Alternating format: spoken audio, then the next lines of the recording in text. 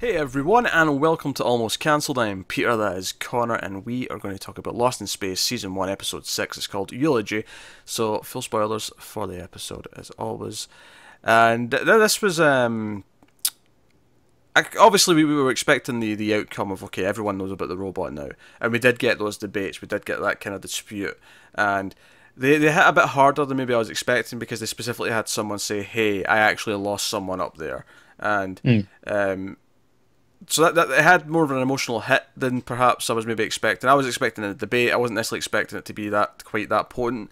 And then it got really kind of dark, and because obviously all season long we've been kind of like, oh, Smith's awful, and every time she starts talking to someone, she's manipulating them. You're kind of like, oh god, your stomach's kind of churning because she's playing them, and they don't know they're being played. I don't think it's ever been as bad as this episode, where she starts to play Angela, who's the person who lost her husband up there. Yeah. And during the debate, she came out and spoke quite heavily against the idea of accepting the robot in any capacity. And Smith, throughout this episode, intentionally prods her, because this is the first episode that's really dealt with the idea that she's claiming to be a psychiatrist.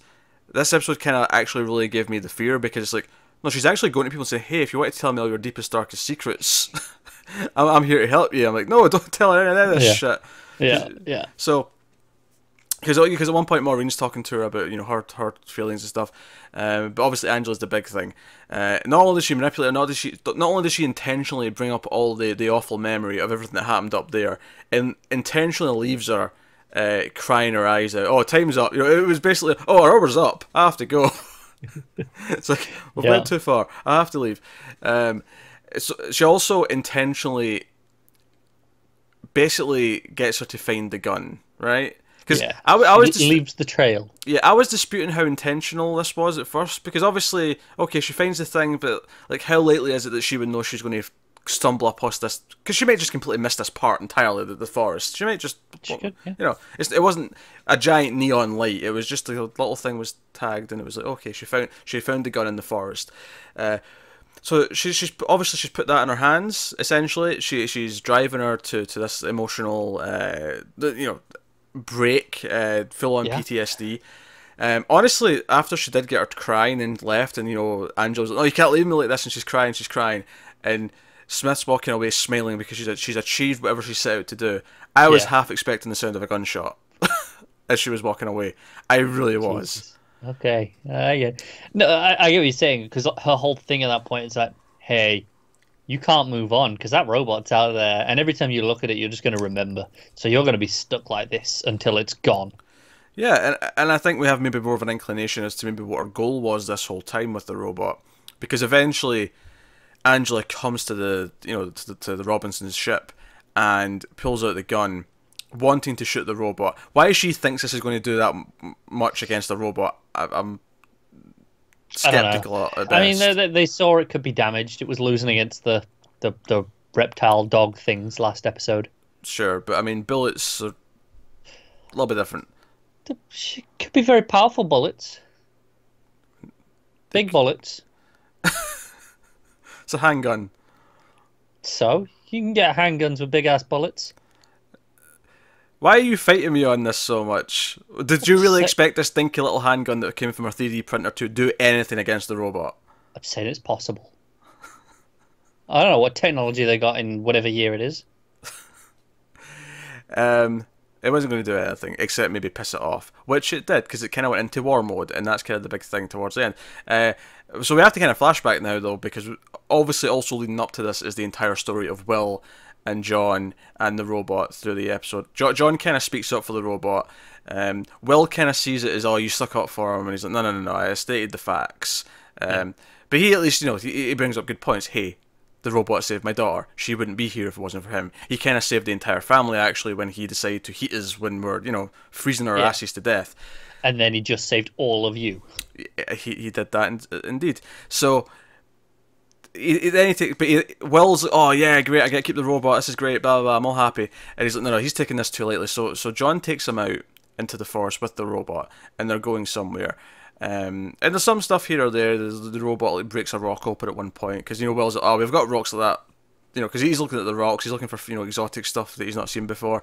He's like, oh no, robot, we've got rocks like that on Earth, it's fine. But then he just sort of snaps it in half, and he's like, oh, what's all this pretty crystals inside? Okay, dazzling. But he takes him out basically to this cliff, and he's like, okay, well, go grab the biggest rock you can carry and bring it up here. And he struggles, it's really hard, and he's kind of like gets it all the way up, and he puts it down. And the robot's going to help him at one point. He's like, no, you need to do this on your own. And he brings up the rock, and he's like, okay, you need to get 26 more. And he's like, what? What did I do? Am I being punished? What's happening? And of course, almost immediately, I'm like, wait a minute, this number sounds familiar. Why does this sound familiar? It's because earlier on in the episode, they actually specified that 27 people that they know of, at the very least, died in the attack. Yeah. And the idea that, yes, they're building a little monument, hence why the title of the episode is called Eulogy. They're building a little monument for the people who died, and Will has to himself pick up all the rocks and feel the weight of everything the robot's done, because he's the one who's now saddled with the responsibility of keeping the robot under control. One of the sort of stylistic moments I thought that worked really well was the intercutting between him putting all the rocks in place with the story from Angela as she's describing how they escaped and how her husband died up in the ship. That intercut very nicely. At first it was very kind of melancholic, then it turned kind of dark and sort of sinister.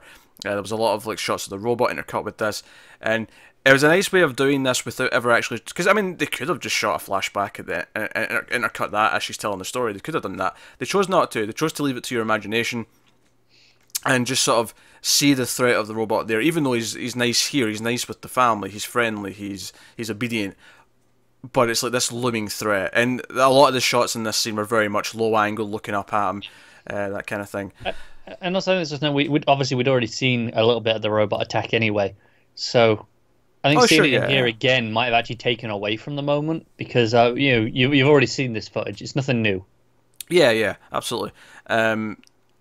So that intercut, and it's Will sort of realising the weight of everything and sort of understanding what's at stake here.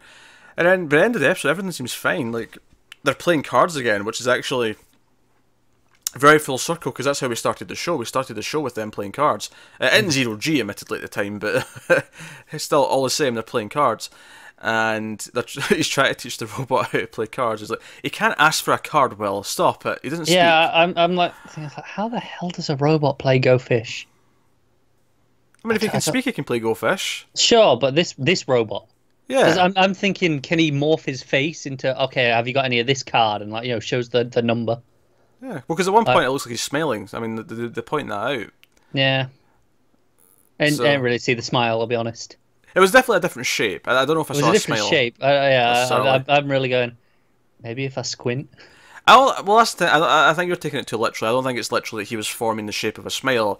It's that they think this expression means smiling. Yeah, no, I get that. But, so, I don't know. But yeah, so Angela comes in, this all happens. Will's actually out. He's away to ask his mother if she wants to come in and join the game.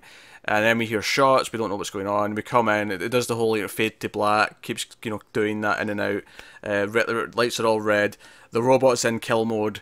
It's going to start going haywire, and obviously John at one point steps in front of the robot to stop this from happening, thinking, because it's actually worth mentioning when Will goes out to get his mother, the robot goes to follow him out.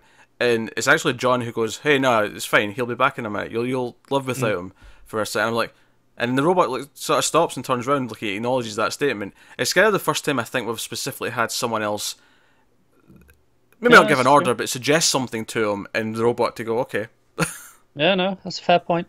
So I think there's some growth there, some bonding there in terms of the robot's interactions with the other family members.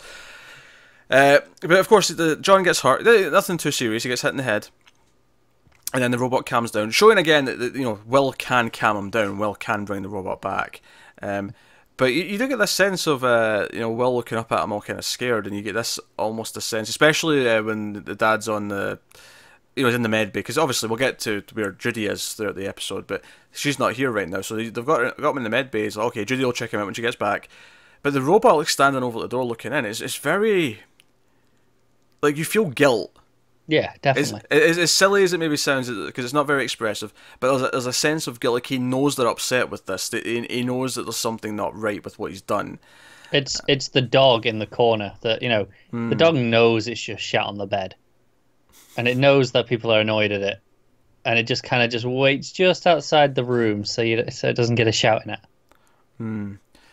So, but no, and we get this sort of emotional thing where Will understanding the weight and seeing that this can happen to his father, and again, even that in itself is growth because he's had such a kind of disconnected relationship with his father. So the fact that he cares enough now at this point for that to be the thing that puts him over the line, where he's like, okay, maybe I can't keep this robot around. Because the Mm. episode ends with him going out to the same cliff, and it's a nice little callback because, like having the card game again from the first episode. Remember episode 2 or 3, we had the he tested the robot by making him walk over the cliff and then stopping him. Yes. Here he just says, "Hey, I'm sorry, you're the best friend I've ever had." He gives him a hug. This is not hard feelings necessarily, but he understands the threat of having the robot around. So he makes him walk off a cliff, and we have him smashed to pieces upon impact. Now, Lots of pieces. lots of pieces. That said, we've already seen that he can form himself back together. So Yeah. we'll see how this comes back I'm later waiting on. to see because obviously last time we had the two parts moving Yeah. independently, trying to get to each other. I just want to see all the parts moving, like a little just head just kind Eh, of rolling around. we might see that. They're all pretty close together, so it may just all happen off screen when we're Yeah, not. but that'd be boring. Um, the question is because I think clearly what Smith wanted to do was to drive a wedge between the robot and the kid. And I mean, I suppose you could argue in a roundabout way it kind of succeeded in the end, but it clearly didn't work the way she was hoping it would because the kid still steps in and kind of stops it from happening. Yeah. But then again, given the ending, the robot is out there on its own. Will she go and try and form a bond herself? Does she want the robot to follow her commands? I think that's maybe the obvious implication is Well, what she's. there's that, or even just this could be potentially a victory for her. It's out of the way. There's because the robot's a threat to her. If they say, right, okay, go and get her, there's not much you can do to fight off. Yeah. I mean, I think my problem with that. I mean, maybe it works with her way of thinking because she's she's the way she is. Sees a threat in everything. She's paranoid and she always works against things in a really unhealthy way. But literally, there's been no robot going to attack something for us. Like the only time it's actually been in physical combat with anything was against the Beast last episode, which again was a big deal that the Will had to sort of, hey, you're going to have to It's save true, yourself. but I mean, it's I don't know the way it's so overly protective of the family that it means she's always around. She can't be as manipulative to what she wants to do, perhaps, while it's just there. I think it's more about gain than it is about just getting it out of the way, though, because why does she have to manipulate this family in particular? There's now other people she can go and manipulate. She can go to another ship and hang out with other people. She can do No, that. that's true. Like she's not restricted to only having to deal with this family, necessarily. So, I think she sees an opportunity for gain beyond just because I think that scene a couple episodes ago where she goes to the cave and she tries to manipulate the robot.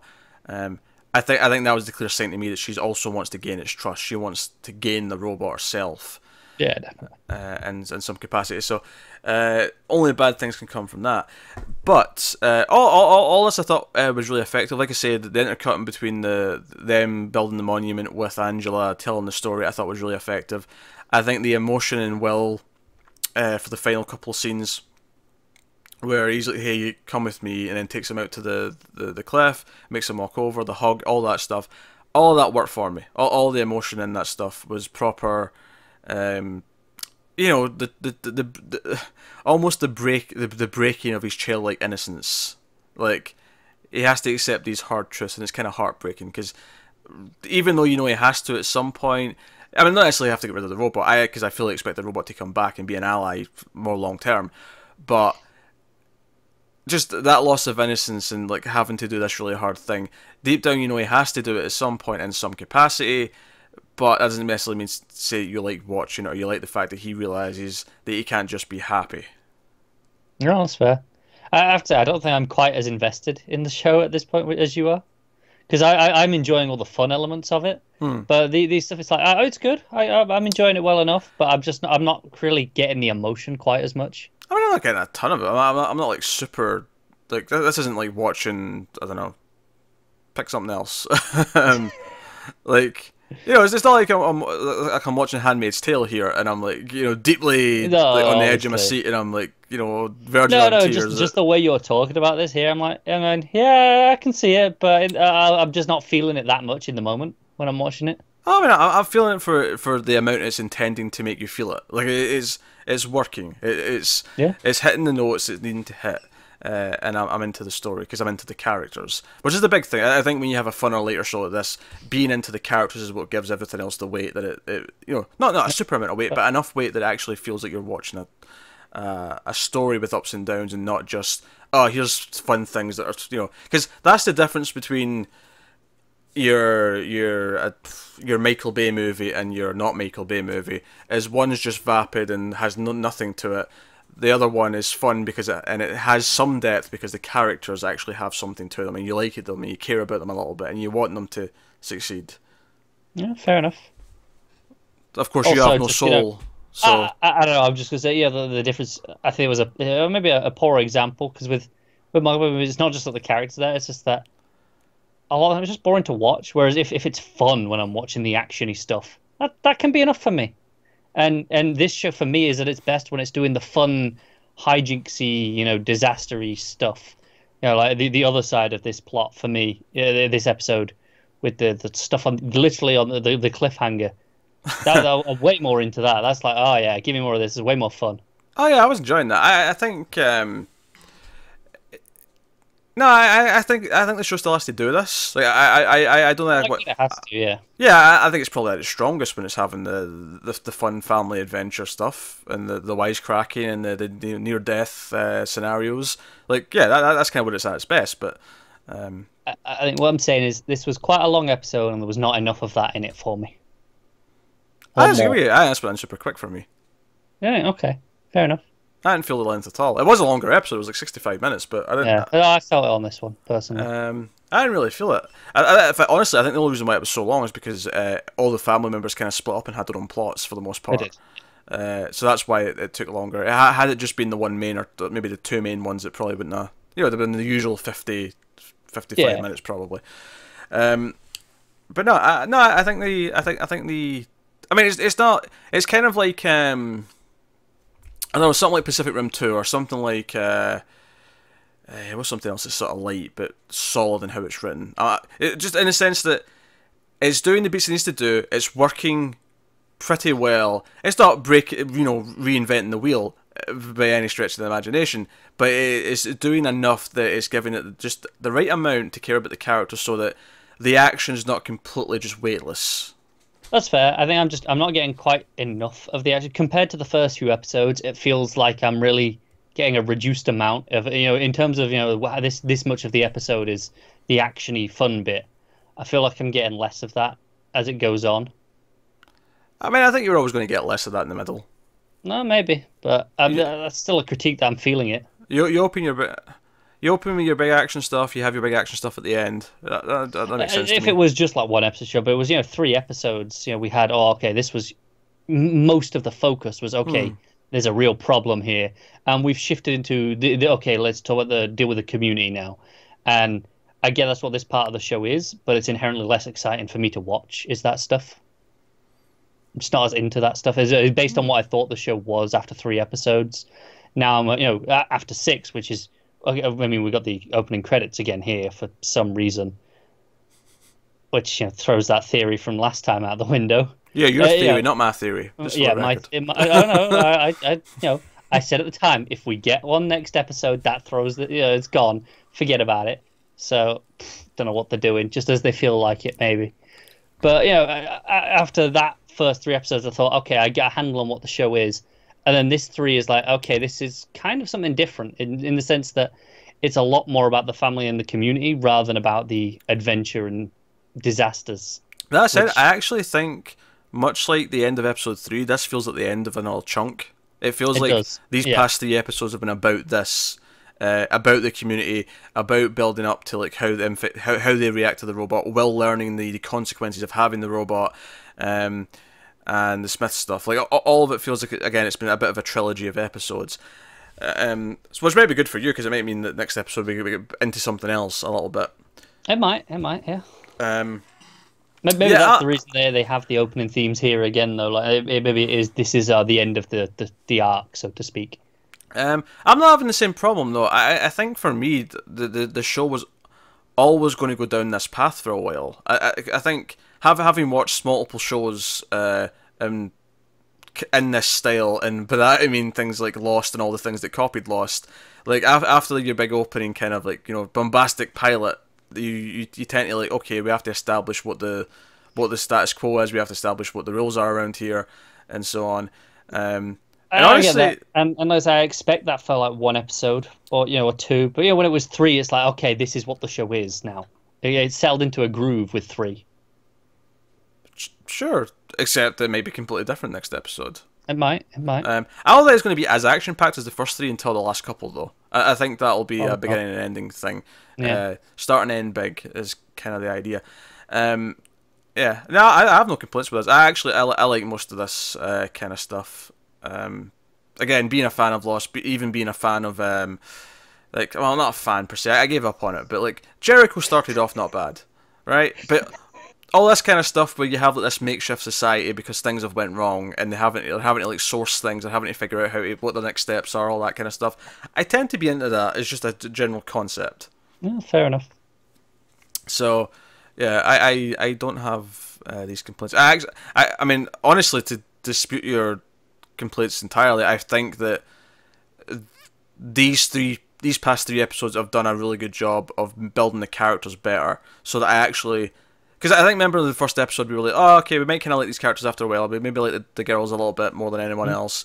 I feel like by the end of this batch of three episodes, they're still my favourite, don't get me wrong. I think the girls and Dawn are probably my favourite still, but I think all of them are a bit more well-defined now, and they're a bit more likeable. I think, earlier on when, John's like, hey, well, we need to go out, and it's like a father-son thing, it felt a little bit more natural. Like there was actually a connection there where I'm not feeling this feels strange anymore. Even if it's not a perfect father-son bond yet, but it still feels like it's not some stilted weirdness to it that was putting me off in episode one. So. Well, I can't argue with that. The character, but the characters are more defined now, absolutely. But I don't know how much of that is just specifically these three episodes, or just the idea, gradually over time that would have happened anyway. I don't know. Well, the episodes are focused on that for the most part, so I don't think it absolutely is the episodes. Oh, okay, fair enough. So no. So on the other side of things, we had Dawn was basically like, oh, by the way, that ship we crashed in, that was in a place where the eels couldn't be, so that'll have fuel, so we can get off the planet. I can get fuel. But being the scoundrel he is, he's insisting on being paid for his for his services. He goes to Dar and he's like, hey, if I if you could pay me, if I could be well off considerably, you could be a hero for finding the fuel. So they go, and Judy ends up going. So I think we're clearly building towards a romance between her and Dawn at this point. There's definitely. And also, I did read the comments. Yeah, I know that in the original show they were love interests for each other. So I mean, that's also a good indication that that's going down that path.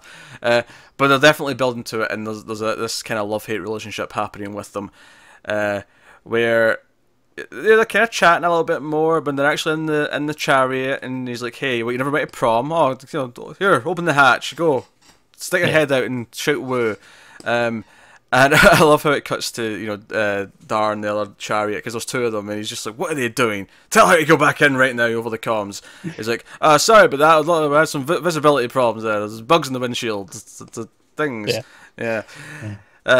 So no, but this was kind of so that they bond a little bit. Of course, later on she finds out that, oh no, he was wanting paid, so he's kind of a dickhead for that because this is like, oh, we all need this fuel to survive. Yep. And so on. But they get there, at first they think, oh, where is it? It's gone. It turns out it's just buried. Some of the diamond rock sand has just covered it. And they go on, they're transferring the fuel. I think obviously there's the action stuff where it's literally going to go over the cliff, so they're hanging onto it with the chariots, and people are climbing out. He's like, racing for his life, trying to get out. They think he's dead, and he climbs back up. And of course, Judy's mad at him, and then she's like really worried about him when she thinks he's going to die, and then she's relieved to see him. And then we get the funny line where he calls her princess. But they all start laughing at him because he said it too quickly without the comma. Yeah, I will say that if I wasn't feeling it already, it's very much a Han and Leia relationship. It kind of is, yeah, because he says, because I'm a badass princess. He's like, oh, you're a Yeah, badass princess? Oh. yeah, And they'll start laughing at him. But I think from a plot progression point of view, the big exciting thing here is that he sees flat out proof. He sees family photographs. He knows that Smith is lying about everything. yeah. So I cannot wait to see where this goes. Which I will say is impressive because obviously this was the point. The ship was falling off, and he was just in there looking for this stuff. I was like, do you know what? If they wanted to be bold, they could kill him here, and I'd buy it because he's found out the truth, right? So it's like if that's the moment you want to do it, you can get away with it there. Honestly, I was expecting him not to die, but because they fall and they think he's dead, he gets separated. So there's like a couple episodes of him trying to get back to them, so that it delays the reveal. Yeah, it wouldn't be till like episode 9 where we finally get him like telling everyone, "Hey, she's lying about everything." Yeah. This is who she is. Also, I like the idea at one point Smith was literally just reading about therapy. She's just like, "Oh, I just need to." I should probably know what I'm talking about, at least vaguely. Yeah, so that was amusing. But yeah, so no, all that stuff worked. Their relationships kind of really starting to pop. I do think they have chemistry, which is nice. Yeah, definitely. So you got the fun characters. They're working well with each other, and I'm excited to see where the revelation about Smith goes. And speaking of relationships blossoming, Penny at the start of the episode actually overhears her mother. So it turns out what's happening with it's not the sun itself necessarily. It's hiding a black hole. There's a black hole in the other side of the sun, and the orbit of the planet is, I was going to say gravitational pull. That was the wrong phrase. The orbit of the planet is basically changing because of the black hole. It's getting sucked over essentially and getting closer to the sun. And she doesn't know if it's weeks or months, but eventually everything on the surface is going to die. Like, it's going to get to the point where we just can't survive anymore. Because actually, there was a really nice scene where she goes to Mr. Watanabe, because he's kind of like, you can get to tell that they kind of like each other, because he's sort of like, the first scene earlier on when the kid walks out with the robot and everyone just stops and stares. Like, he's the only one who kind of nods back over at her, like, hey, it's okay. But he's kind of figured it out as well. That something's going on. He didn't maybe have specifics, but he kind of, he's a scientist. He kind of, he noticed that the day's getting warmer and longer, and Yeah, he talks about the life cycle. How even the trees are all only like 1 year old essentially. Yeah, and which is fascinating because I mean to me at least this is interesting. It's like, okay, so all life dies on here, but it manages to start over. Like enough of it survives to create the whole ecosystem again every cycle.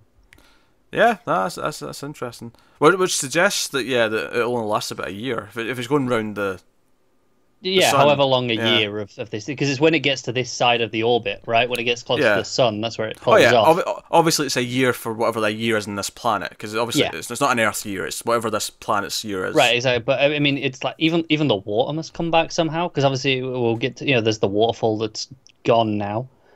Yeah, waterfall's disappeared. But clearly there has to be a source of water that comes back from underground, maybe. I don't know.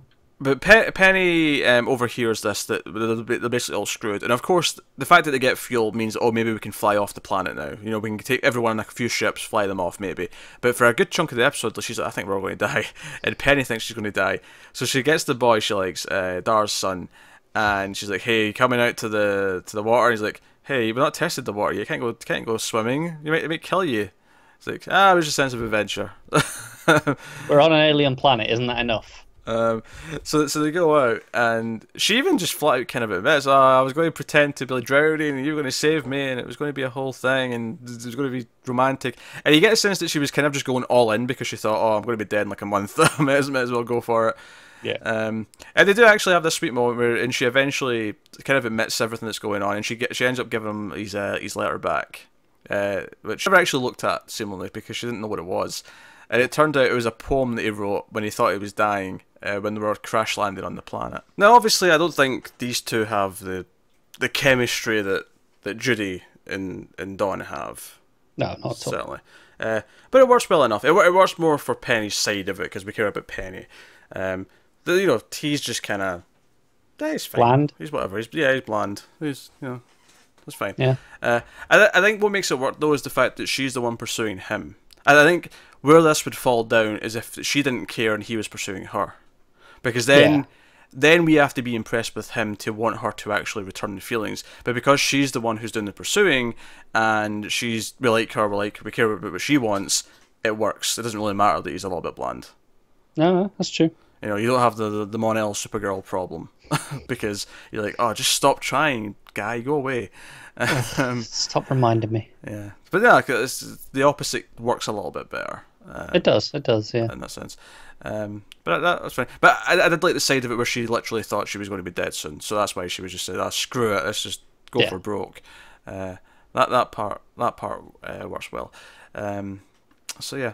And of course, just the fact that Maureen as well thinks she's going to die all episode, and then she finds out about the fuel towards the end, and she's just kind of like, you know, that sigh of relief where she's like, you know, releasing all the emotions. So no, that was a solid episode. I thought this was. No, fair enough. I don't know. For me, there was a bit too much going on, too many plots. They say, I get, okay, we're doing all the family stuff. I think I probably would have cut most of Penny's stuff. Okay. Yeah. It just felt like I felt the length a bit much, so you know, it felt a bit. The pacing was uneven for me. Yeah, that's fair. That never really hit me too much. I was kind of into it.